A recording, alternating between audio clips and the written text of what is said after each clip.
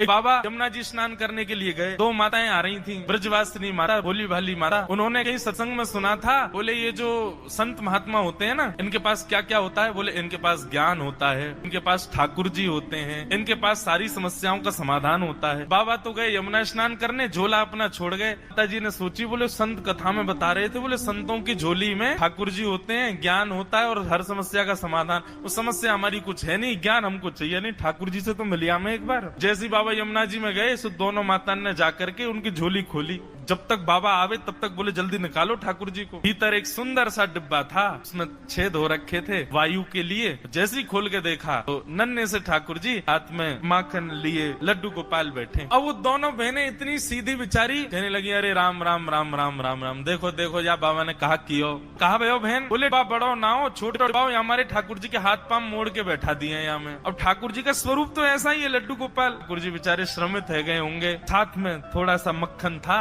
मक्खन लेकर के ठाकुर जी के पामन पर मालिश करनी शुरू करे। अरे राम राम, ठाकुर जी के पाम मुड़ गए। अरे भैया, अरे ठाकुर जी सीधे कर लो पाम। अरे बड़ो निष्ठुर बाबा है, आपको टेढ़ो करके चलोगो, आपको मोड़ मार के चलोगो। पांव में मक्खन लगाने लगी, पकड़ करके महाराज खींचने लगी।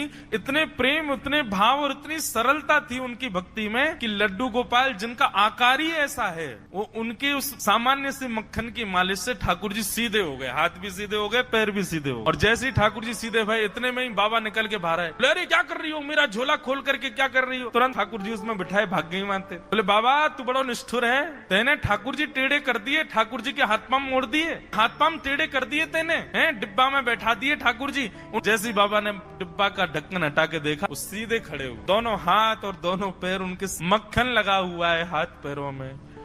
देख करके साधु के नेत्र सजल हो गए। बोले मैंने इतने वर्षों तक सेवा की ठाकुर जी आपकी, लेकिन आपको जड़ ही माना, इसलिए आप ऐसे ही रहे जैसे आए। पर ये दो सखी जो आई थी, इनके चित्त में इतने सरल और इतना प्रेम भाव आपके प्रति था ठाकुर जी कि आप जड़ होते हुए भी चैतन्य हो गए।